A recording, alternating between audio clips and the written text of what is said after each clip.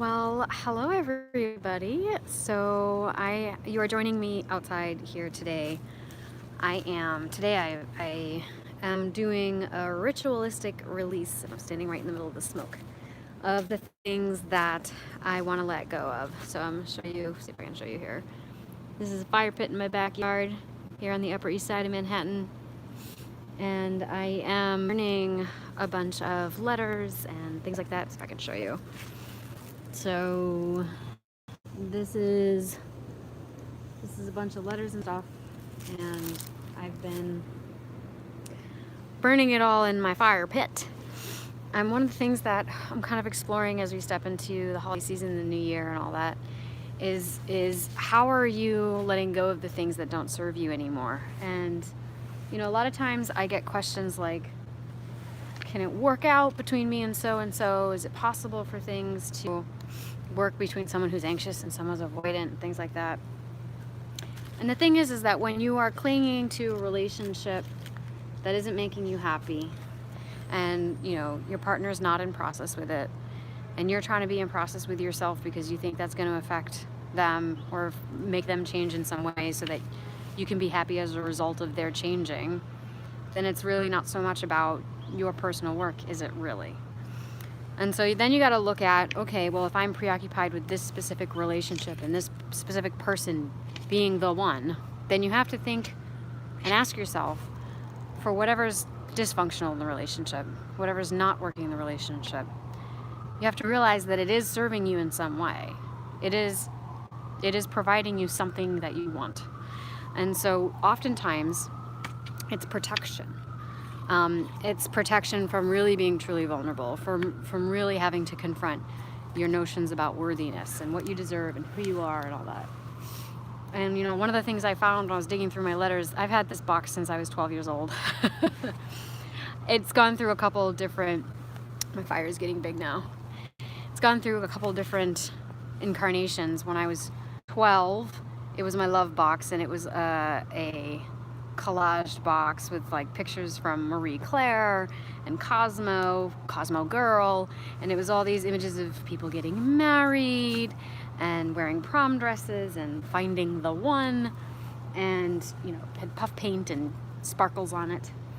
And I've had that box since I was 12 years old. I'm 37, and I've had to switch it around a couple of times because maggots got into it and things like that, and still I saved all those things.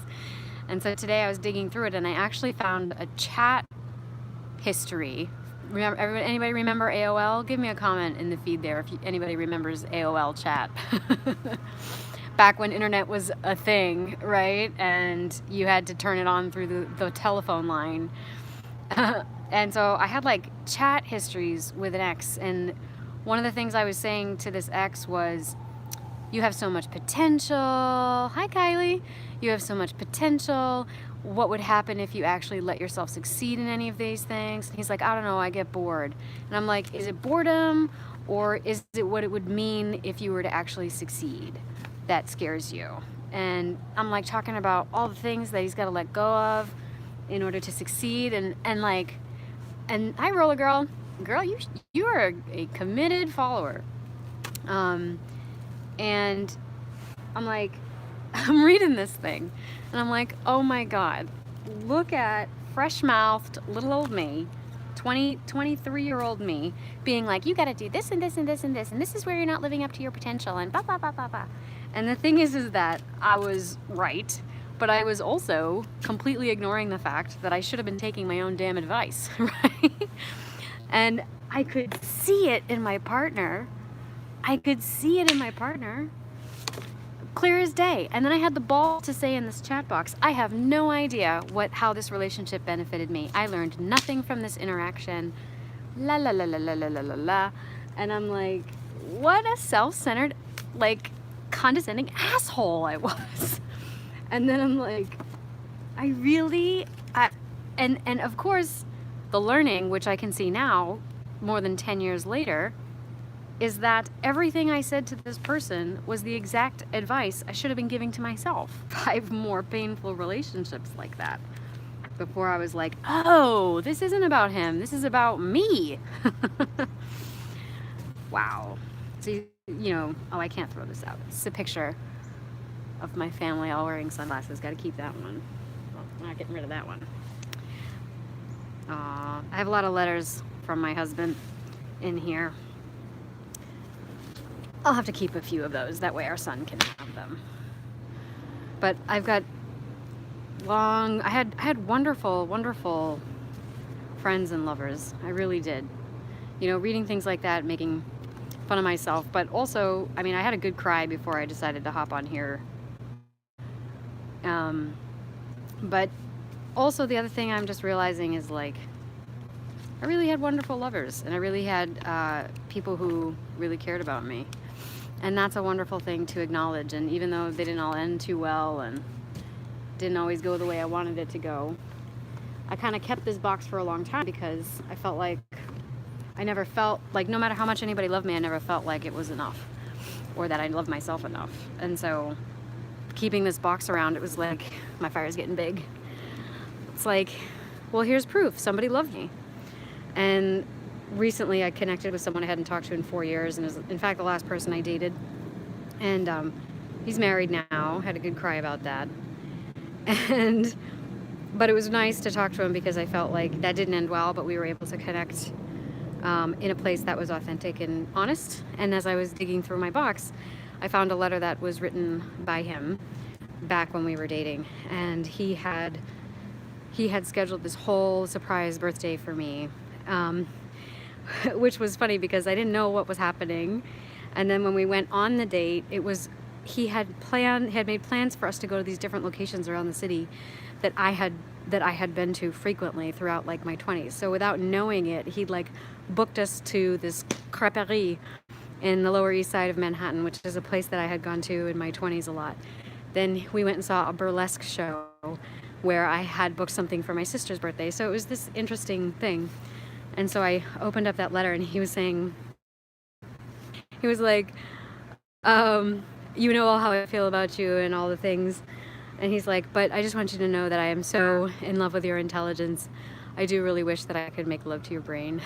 It's just like these funny inside jokes that I had completely forgotten about. And then I found this postcard from someone that I had been in communication with a lot. And he's just like, hey, next time we get together, we can talk about love and penises and vaginas and all the things that you like to talk about. So it's just funny to, like, dig through these things. And also just see how people perceive you over the years. And sometimes I'm really hard on myself. Like, God, I was so stupid. I was such an idiot, blah, blah, blah. But I wasn't. Look, people sending me letters like that, decorating the envelopes.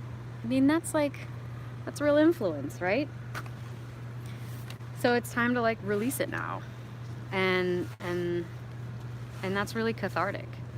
This is gonna take me forever. It's a giant box. Look at all this. Burn, baby, burn.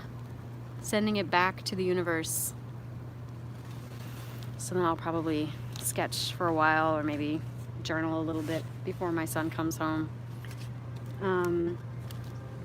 Yeah, I mean, photos. For a long time I had candy in here, but then the maggots changed that around. Ooh, want to see a picture of my wedding photo?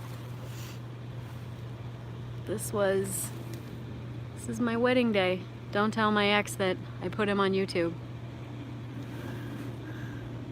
It was a beautiful day. It was a wet wedding on the beach in San Juan, Puerto Rico. It was gorgeous. One day I'll tell you about the honeymoon, which is an absolute effing disaster. And it was all my fault.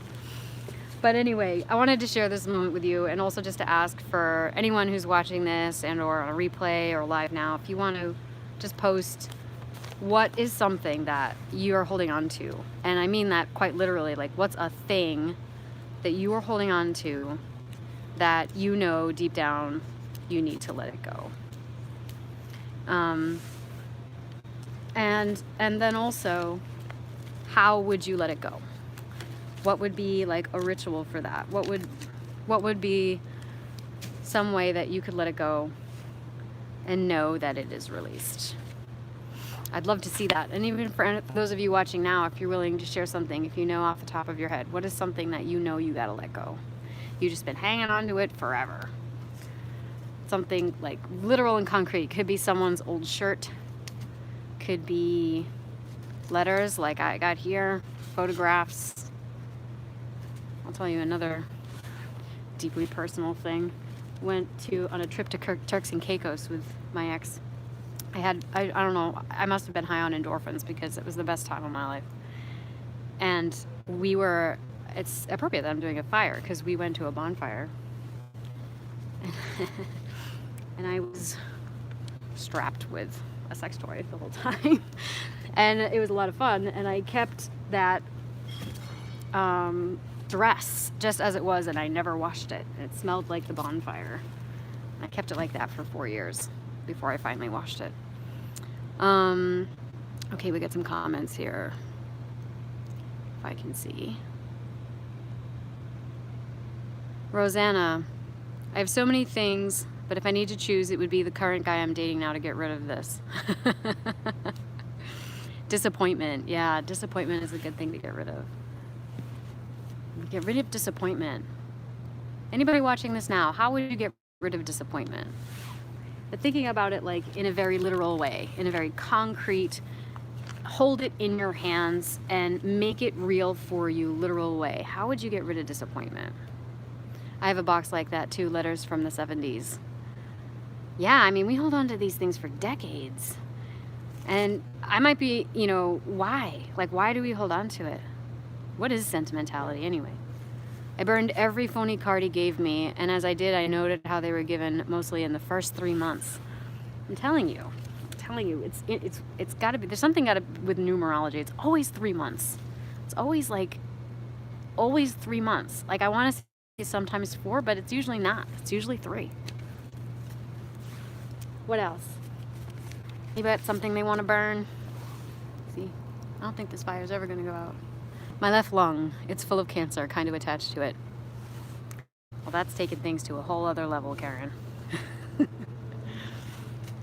But that's interesting, too. What do the lungs carry? What do lungs carry? Well, it makes me think about what you breathe. They love bomb about that long in the beginning. Yeah, I would agree.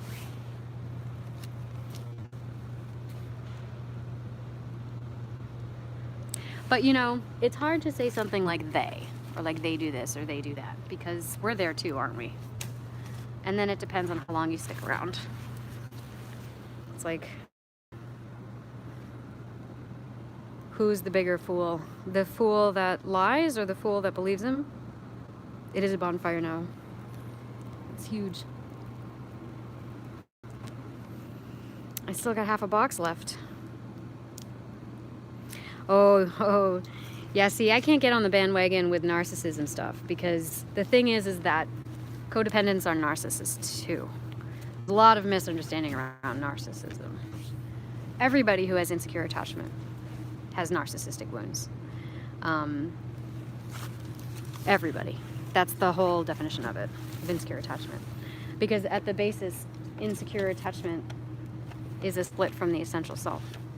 And what qualifies as for narcissistic personality disorder, which is a very specific disorder, is that the narcissist is in a deep state of pain, and they've constructed a lot of defenses around it to avoid experiencing that pain. They just don't have a sense of self. And so it gets tied up in a sense of being the reflection in the mirrors of people around them. And so they source their sense of self from the people around them. But I hope you realize that is often the circumstance of the codependent. But it's also the circumstance of anyone with insecure attachment. You're sourcing your sense of self from something outside of yourself. So by that definition, we're all narcissists. And in fact, there are levels of healthy narcissism. If you didn't have narcissism, nobody would be the president. You wouldn't have anyone running the PTA meetings. And you wouldn't have the guts to get up and walk across the room and ask somebody out on a date. So there's lots of healthy narcissism in the world, and we all need it. But when I talk about attachment styles, and the reason I call it as a case of like sees like and not a case of opposites attract, is that at the basis of it, it is a narcissistic wound. So a wound of the self. I've always thought that narcs are so similar codependents. The only difference I feel is that one is more conscious than the other. It's possible. It's entirely possible. Someone who's more dismissive in their presentation is actively less interested in being in touch with their feelings, and inevitably it's your feelings that are going to help you navigate your level of expanding consciousness, right? Because that is the voice of spirit, and your body is the conduit for that. Look at this thing. I'm gonna be out here all night. So yes, I think that's a wonderful observation. Okay, so I am going to sit here and monitor this fire, and I might go get a bucket of water with salt and cleanse the pit afterwards. But I just want to thank you all for joining me in this momentous occasion where I am burning my love box that I've had since I was 12 years old. So I think this appointments go away when you get out of the bottle. Oh, maybe you mean these assignments go away. When you get out of the bottle of this attachment, that this is a lot of work and bubble, yeah. A lot of work and awareness. Yes, it is a lot of work and awareness, and I think attachment's useful in that it gives you a framework for which you can dive in. But then, like, once you get super deep in, you realize that it is all connected, and that's part of the process, right? Like, you can't force a child to run. It's not less conscious for a child to crawl before they walk, right? Or to expect a child to crawl before they walk. It's not less conscious to, to try to get someone to eat solid food when they're still on the bottle, right? It doesn't mean they're less conscious. It's just where they are in their process, right? There's another comment here. Raised to tolerate an abusive brother. We'll see, but it's the same condition. The thing about wounds like this. So you had someone in the family who couldn't be in touch with themselves, and so everything becomes about them, and then it can't be about you, and so then the same wound gets transferred by osmosis. In the same way, like when I started out this film, I was saying, like, I was telling a partner of mine that that he needed to do this and he needed to do that and he needed to figure out this, that, and the other thing, and about how much of his potential he had, when what I should have been was turning that finger around on myself and learning about how to honor and respect myself more and follow through and stop being afraid of my own, fear of success. So it's always useful whenever you find yourself falling into like blame or feeling like you don't have control of some kind over your happiness in your life. And this is not to victim blame. Like, this is not to say that there aren't things that happen in our lives that, and in our circumstances, that we didn't ask for or we didn't create. But at some point, it's like, it will be up to you to kind of make the decision to create space in your life for that. And it will be your job. And that's kind of what I'm sort of coming to understand at this point too, as I burn away. How old am I? 37? What's 37 minus 12? 37 minus 12. It's like 25 years. I'm finally coming to that after 25 years. All right. So what else we've got? John. Yes, 25. You got that. All right. It's hard for me to be happy with, I feel like I need a relationship. Yeah. I think that's a common feeling. It's a common feeling for sure. All right. I'm gonna attend to this and do a little journaling and sketching. Thank you all for watching and for being part of this presentation, this transition. Oh, one more thing I will add. Short story. As I was going through my box inside my apartment this morning, I'm going through crying over certain things, and then my doorbell rings, and 7 firemen storm my apartment.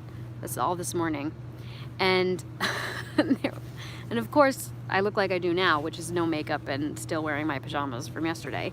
And they're like 7 hot firemen, and they're like, "Ma'am, your gas is on." So they come in and they're like, apparently the knobs on my gas stove were on, and so the gas had been on in my apartment all night, and I couldn't smell it because I had sensory adapted to it. So someone in the building called 911, and who knows, like So then they come in and they fix it up or whatever, and I'm thinking to myself, this is just like the universe. I'm sitting here getting ready to toss out all these letters from old lovers, and then the minute I make that decision, 7 hot men invade my apartment and save me from dying in my sleep. So, isn't that awesome? I love that. The universe is full of, exactly, you cannot make this stuff up. 7 firemen, isn't that ridiculous? And then they tried to like open my window and they couldn't open it, and they were like, do you know how to open this window? And I'm like, yes, I do. Like, seriously, they had 3 guys trying to open my window. Like, how do you do it? So there's like this trick. You have to like stand on the windowsill and kind of balance and like leverage your weight and yank it up. So they got like 3 of them trying to open it, couldn't open it. I get up there and I just open it like it's nobody's business. And they start laughing and they're like, well, that's embarrassing. So, but anytime I feel like you make a choice like this and you commit yourself to it, the universe will give you some kind of thumbs up. You just want to be aware of it. It's a giant window, though, to be fair. It is like an enormous window. But yeah, so happy to be alive here today. And exactly, how to meet healthy people, right? I love that. So, all right, everybody, have a great weekend. And